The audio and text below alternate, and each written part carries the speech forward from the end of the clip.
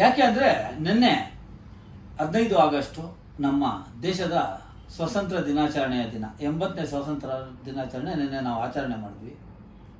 ತುಂಬ ಸಂತೋಷ. ಇಡೀ ದೇಶದಲ್ಲಿ ನಮ್ಮ ದೇಶದ ಸ್ವಾತಂತ್ರ್ಯ ದಿನಾಚರಣೆ ಆಚರಣೆ ಮಾಡಿದ್ರು. ಅದೇ ರೀತಿ ಪ್ರತಿ ಜಿಲ್ಲೆಯಲ್ಲೂ ಕೂಡ ಸ್ವಾತಂತ್ರ್ಯ ದಿನಾಚರಣೆ ಆಚರಣೆ ಮಾಡಿದ್ರು. ಅದರಲ್ಲಿ ವಿಶೇಷವಾಗಿ ಏನಂದರೆ, ಆ ಸ್ವಾತಂತ್ರ್ಯ ದಿನಾಚರಣೆಯಲ್ಲಿ ಕೆಲವರು ಏನು ಹೋರಾಟಗಾರರು, ಸಾಹಿತಿಗಳು, ನಮ್ಮ ಸಮಾಜಕ್ಕಾಗಿ ಕೊಡುಗೆ ಕೊಡುವಂತಹ ವ್ಯಕ್ತಿಗಳನ್ನು ಗುರುತಿಸಿ ಅವ್ರಿಗೆ ಸನ್ಮಾನ ಮಾಡಿದ್ರು.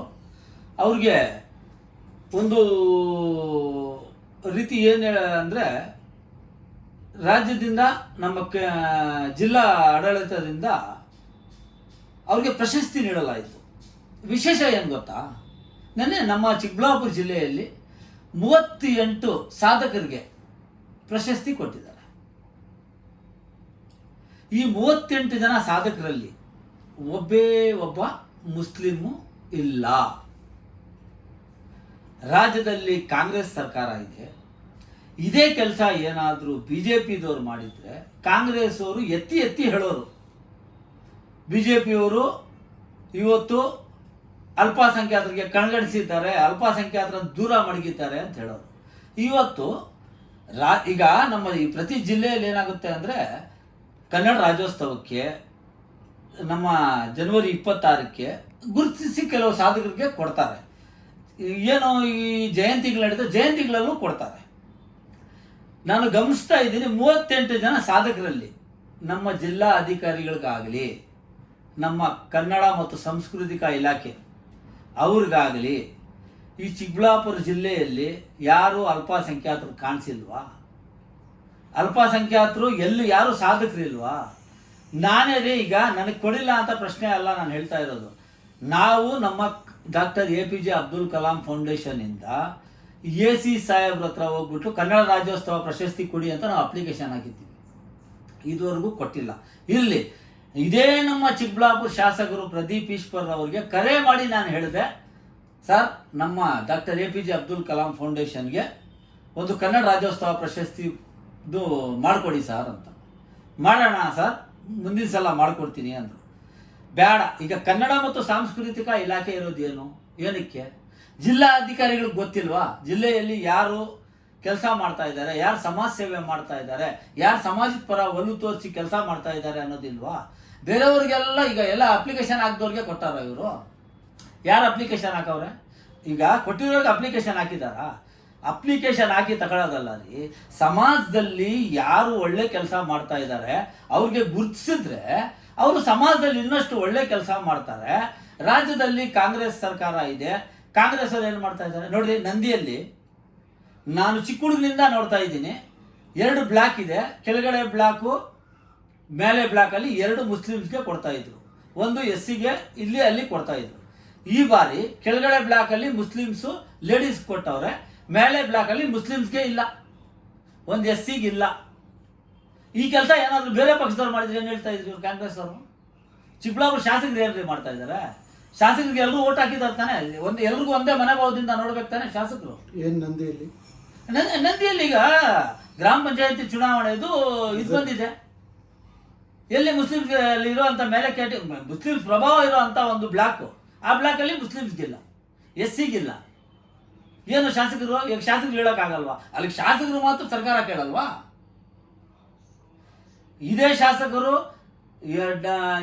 ಉಸ್ತುವಾರಿ ಸಚಿವರು MC ಸುಧಾಕರ್ ಅವರು ಇದ್ದಾಗ ನಾನೇ ಹೋಗ್ಬಿಟ್ಟು ನಮ್ಮ ಅಕ್ಟೋಬರ್ 2ರಂದು ಗಾಂಧಿ ಜಯಂತಿ ಅಂದು ಗಾಂಧಿ ಭವನ ಓಪನ್ ದಿವಸ ಇವ್ರಿಗೆ ನಾನು ಒಂದು ಪತ್ರ ಕೊಟ್ಟೆ.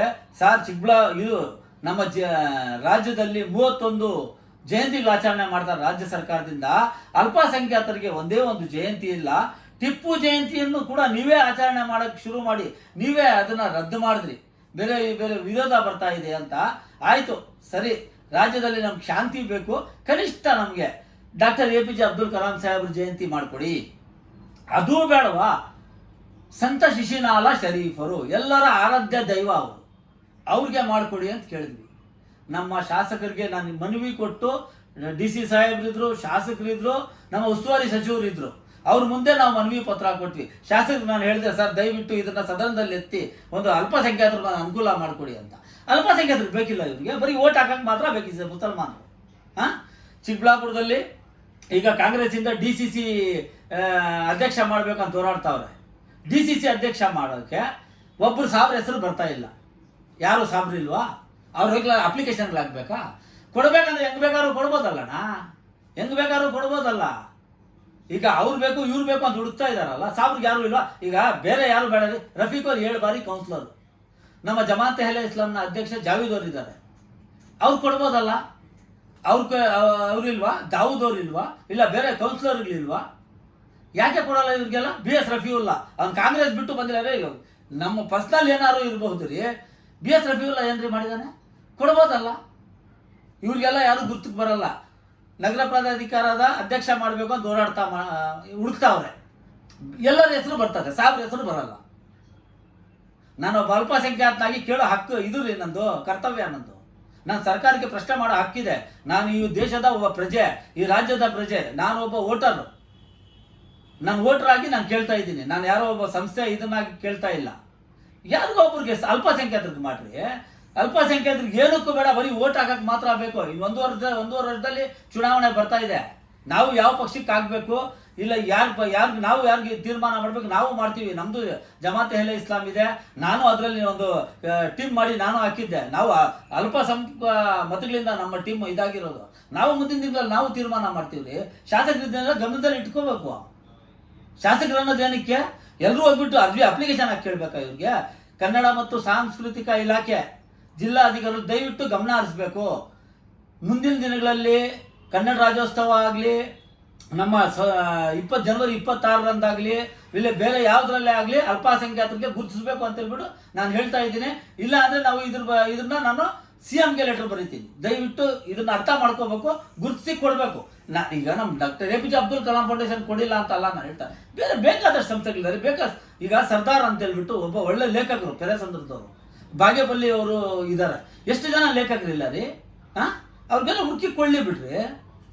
ಯಾರಿಗೂ ಹುಡ್ಕೋದು ಬೇಡ, ಯಾರಿಗೂ ಇರೋರ್ಗೊಬ್ರು ಕೊಟ್ಬಿಟ್ಟು ನಾವು ಮಾಡ್ತೀವಿ ಅಂತ ಹೇಳ್ಬಿಟ್ಟು ನಾಮಕು ಪಟೇಲ್ ಮಾಡಿಬಿಟ್ರೆ ಕಾಂಗ್ರೆಸ್ ಅವರು ಅಷ್ಟೇ ಎಲ್ಲದರಲ್ಲೂ ಮುಸಲ್ಮಾನರಿಗೆ ಇದು ಮಾಡಿಕೊಡ್ಬೇಕು. ನನಗೆ ಕೊಡಿಲ್ಲ ಅಂತ ಕೇಳ್ತಾ ಇಲ್ಲ ರೀ. ನಾನೇನು ಕಾಂಗ್ರೆಸ್ ಅವನಲ್ಲ ಅಲ್ಲ, ಹಂಗೂ ನಾನು ಕೊಡಿಲ್ಲ ಅಂತ ಹೇಳ್ಬಿಟ್ಟು ನನಗೇನು ಬೇಜಾರು ಇಲ್ಲ. ಯಾಕಂದ್ರೆ ನಾವು ಪಕ್ಷದಲ್ಲಿಲ್ಲ, ನಮ್ಮದು ನಾವೇನು ಇದು ಮಾಡ್ತಾ ಇಲ್ಲ. ನಾವು ಪಕ್ಷ ವಿರೋಧಿಯಾಗಿ, ನಾನು ಕಾಂಗ್ರೆಸ್ ವಿರೋಧಿ ಅಲ್ಲ. ನಾನು ಯಾವತ್ತೂ ಕಾಂಗ್ರೆಸ್ ವಿರೋಧಿ ಅಲ್ಲ. ನಾವು ಹುಟ್ಟು ಕಾಂಗ್ರೆಸ್ಸಿಗರು. ಈ ಕಾಂಗ್ರೆಸ್ಸಿನ ನಡತೆಗಳು ನೋಡಿ ನಮಗೆ ಬೇಜಾರಾಗುತ್ತೆ. ಕೊನೆಗೆ ಏನು ಮಾಡ್ತೀರಿ ಈಗ? ನೋಡ್ರಿ, ನಾನು ಹೇಳೋದೇನು ಗೊತ್ತಾ, ಮಾಡಲೇಬೇಕಂದ್ರೆ ಈಗ ಬೇರೆ ಪಕ್ಷದಿಂದ, ಈಗ ನಮ್ಮ ಕಾಂಗ್ರೆಸ್ ಬಿಟ್ಟು BJPಗೆ ಹೋಗ್ಬಿಟ್ಟು BJPಯಲ್ಲಿ ಗೆದ್ದ MLAಗಳಿಗೆ ಒಂದೇ ಟೈಮ್ಗೆ ಮಂತ್ರಿ ಮಾಡಿಲ್ಲ ಅಂದರೆ, ಅದೇ ರೀತಿ ಬೇರೆ ಇವ್ರಿಗೆ ಅಲ್ಲಿ ಇಲ್ಲೂರಲ್ಲಿ ಯಾರೂ ಬೇಡ ಅಂದರೆ ಯಾರಿಗಾರು ಒಳ್ಳೆ ವ್ಯಕ್ತಿ ಕರ್ಕೊಂಡ್ಬಂದು ಪಕ್ಷದಲ್ಲಿ ಸೇರಿಸ್ಕೊಂಡು ಅವ್ರು ಕೊಳ್ಳಿ ಬಿಡ್ರಿ. ಒಬ್ಬ ಅಲ್ಪಸಂಖ್ಯಾತರಿಗೆ ಈ ಜಿಲ್ಲೆಯಲ್ಲಿ ಯಾರು ಅಲ್ಪಸಂಖ್ಯಾತರು ಇಲ್ವೇ? ಅಲ್ಲಿ ಯಾರೂ ಇಲ್ವಾ ಜಿಲ್ಲೆಯಲ್ಲಿ ಅಲ್ಪಸಂಖ್ಯಾತರು? ಏನು ಮಾಡ್ತಾ ಇದ್ದಾರೆ ಇವರು? ದಯವಿಟ್ಟು ಮಾನ್ಯ ನಮ್ಮ ಮುಖ್ಯಮಂತ್ರಿಗಳು ಅವ್ರ ಮೇಲೆ ಈಗ ಜಾಸ್ತಿ ಭರವಸೆ ಇಟ್ಟಿದ್ದಾರೆ ಜನ. DK ಶಿವಕುಮಾರ್ ಸಾಹೇಬರು ಅವ್ರು ರಾಜ್ಯಕ್ಕೆ ಏನಾದರೂ ಒಳ್ಳೆ ಕೆಲಸ ಮಾಡ್ತಾರೆ, ಒಳ್ಳೆ ಅನುಕೂಲ ಮಾಡ್ತಾರೆ ಅಂತ ದಯವಿಟ್ಟು ರಾಜ್ಯದಲ್ಲಿ ನಮ್ಮ ಮಾನ್ಯ ಮುಖ್ಯಮಂತ್ರಿಗಳು ಗಮನ ಹರಿಸಬೇಕು. ನಾವು ಈಗ ನಮ್ಮ ಉಸ್ತುವಾರಿ ಸಚಿವರ ಮೇಲೆ ಹೇಳೋಕ್ಕಾಗಲ್ಲ, ಬೈತಿ ಸುರೇಶ್ವರ ಮೇಲೆ. ಪಾಪ ಇನ್ನೂ 3-4 ದಿನ ಆಗಿಲ್ಲ, ಅವ್ರಿಗಿನ್ನೂ ಈ ಜಿಲ್ಲೆ ಬಗ್ಗೆ ಗೊತ್ತಿಲ್ಲ, ಈ ಜಿಲ್ಲೆಯಲ್ಲಿ ಏನಿದೆ ಅಂತ. ಮಾನ್ಯ ಮುಖ್ಯಮಂತ್ರಿಗಳು ಗಮನ ಹರಿಸಬೇಕು. ಆ ಕ್ಷೇತ್ರದ MLAಗಳಿಗೆ ಅವರು ತಿಳುವಳಿಕೆ ಹೇಳಬೇಕು. ನಿಮ್ಮ ಕ್ಷೇತ್ರದಲ್ಲಿ ಯಾರಿಗೇನು ಮಾಡಬೇಕಪ್ಪ, ಯಾವ ಜಾತಿಗೆ, ಯಾವ ಜನಾಂಗಕ್ಕೆ ಏನು ಕೊಡಬೇಕು ಅನ್ನೋದನ್ನ ಮಾನ್ಯ ಮುಖ್ಯಮಂತ್ರಿಗಳು ತಿಳಿಸ್ದಿರ ಇದ್ರೆ, ಈ 1.5 ವರ್ಷ ಚುನಾವಣೆ ಇದೆ. ಈ ಚುನಾವಣೆಯಲ್ಲಿ ಅಲ್ಪಸಂಖ್ಯಾತರು ದಾವಣಗೆರೆಯಲ್ಲೇ ನೋಡಿರ್ಬೋದು ಯಾವ ರೀತಿ ಏನು ಅಲ್ಪ ಸ್ವಲ್ಪ ಒಂದು ಚಿಕ್ಕ ಇದಕ್ಕೆ ಬಂದು ಗೆದ್ರು. ನಾನು ಬರೀ ಅಲ್ಪಸಂಖ್ಯಾತರ ಬಗ್ಗೆ ಹೇಳ್ತಾ ಇಲ್ಲ. ಆ ಜಾತಿಗೆ ಏನು ಕೊಡಬೇಕು ಅದನ್ನು ಕೊಡಬೇಕು. ಆ ಜಾತಿ ಕೊಡ್ದಿರೋ ತಾನೇ ನಾವು ಸರ್ಕಾರಕ್ಕೆ ಪ್ರಶ್ನೆ ಮಾಡೋ ಹಕ್ಕಿದೆ ನಮಗೆ. ನಾವು ಮಾಡ್ತೀವಿ. ನಾವು ಪ್ರಶ್ನೆಗೆ ಸರ್ಕಾರ ಉತ್ತರ ಕೊಡಲಿ. ಇಲ್ಲ ನೋಡಿಲ್ವ ಈಗ ಜಂಜಿ ಏನು ಮಾಡ್ತಾ ಇದೆ ಅಂತ. ಶಿಕ್ಷಣ ಸಚಿವರು ರಾಜೀನಾಮೆ ತಗೊಂಡ್ರು. ಜನಗಳ ಮುಂದೆ ಯಾರ್ದು ನಡೆಯಲ್ಲ. ನಾವು ಓಟ್ ಹಾಕೋರು ಜನ. CM ಆಗಿರ್ಬೋದು, PM ಆಗಿರ್ಬೋದು, ಏನೇ ಆಗಿರ್ಬೋದು. PM CM ಮಾಡೋದು ಜನ. ಒಂದೊಂದು ಓಟ್ ಹಾಕಿದ್ರೆ ಮಾತ್ರ CM PM ಆಗೋದು. ಇಲ್ಲಾಂದರೆ ಯಾರು MLA ಕೂಡ ಆಗಲ್ಲ. ದಯವಿಟ್ಟು ನಮ್ಮ ಕ್ಷೇತ್ರದ ಮಾನ್ಯ ಶಾಸಕರು ಪ್ರದೀಪ್ ಈಶ್ವರ್ ಅವರು ದಯವಿಟ್ಟು ನಿಮಗೆ ಒಮ್ಮತವಾಗಿ ಸಾಬ್ರು ಓಟ್ ಹಾಕಿ, ಮುಸಲ್ಮಾನರು SC ST ಎಲ್ಲರೂ ನಿಮಗೆ ಓಟ್ ಹಾಕಿ ಈ ಸತಿ ಗೆಲ್ಸಿದ್ದಾರೆ, ನೀವೊಬ್ಬ ಒಳ್ಳೆ ವ್ಯಕ್ತಿ ಬರಲಿ ಅಂತ ಹೇಳ್ಬಿಟ್ಟು ಅದನ್ನ ಉಳಿಸ್ಕೊಳ್ಳಿ ಅಂತ ಹೇಳ್ಬಿಟ್ಟು ನಾನು ಈ ಸಂದರ್ಭದಲ್ಲಿ ಹೇಳೋಕೆ ಇಷ್ಟಪಡ್ತೀನಿ.